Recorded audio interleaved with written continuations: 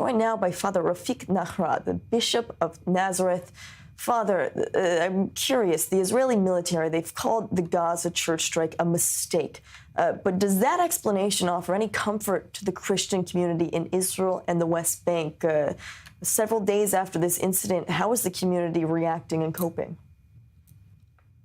Good evening to everybody first. Well, you know, a mistake or not, the problem is that we live in these days a war that never ends. And, you know, such a war will for sure make victims, and victims everywhere. Allow me to start in Israel.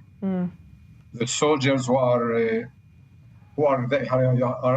living this war since 2 years almost, and many soldiers are dying, are being traumatized, crippled, wounded.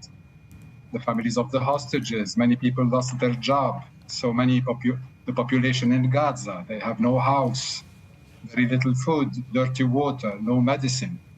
I mean, it is time to finish this war. This is the problem. The question is not only one person or two. The question is, what future are we building?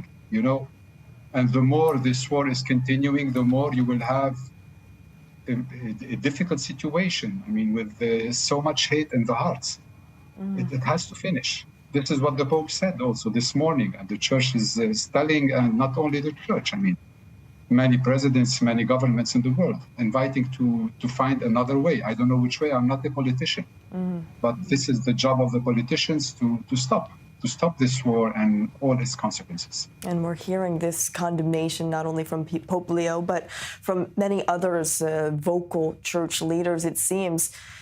That's what's happening in Gaza. What about what we've seen in the West Bank? Do you feel that Israeli authorities are doing enough to protect Christian communities and their sacred sites after we've seen this uptick, it seems, in settler violence targeting these sacred sites? Unfortunately, no. I don't want to accuse people. I don't know whom to accuse. But anyway, the situation is unbearable and unacceptable also. The people living in Taipei have been always there. I mean, their fathers, their forefathers, they belong to this land. They live in peace.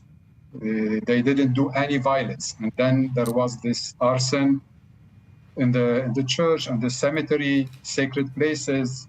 But you know also what is most sacred in life is human life. Human life, and also these people who have their properties, who are being attacked. Olive groves, agricultural area that they cannot access. Also, this cannot continue. Really, it's very bad for Israel. It's very bad for everybody, for the Palestinian population, for the Christian community.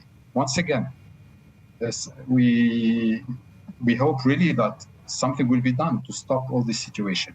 Well, Father, I want to ask, because you serve such a diverse community in Nazareth, how are your congregants feeling right now, especially in light of all of these latest developments? What would you and some of the people in the congregation like to see from Israeli leadership to maintain trust with the Christian community right now? People are worried. People are very much worried. You know, also in the north, we have another problem, which is not specifically against Christians. It's in the Arab population, the problem of violence. I read a few minutes ago that already 140 people died this year out of violence. And also the government can do something. I can't believe that the government cannot do anything to stop this violence. So people feel abandoned. We encourage people to stay. We want people to stay in this country. We love this country. We want to be here. We want to be part of the life here. But for the moment, no correspondence. It's like, yeah.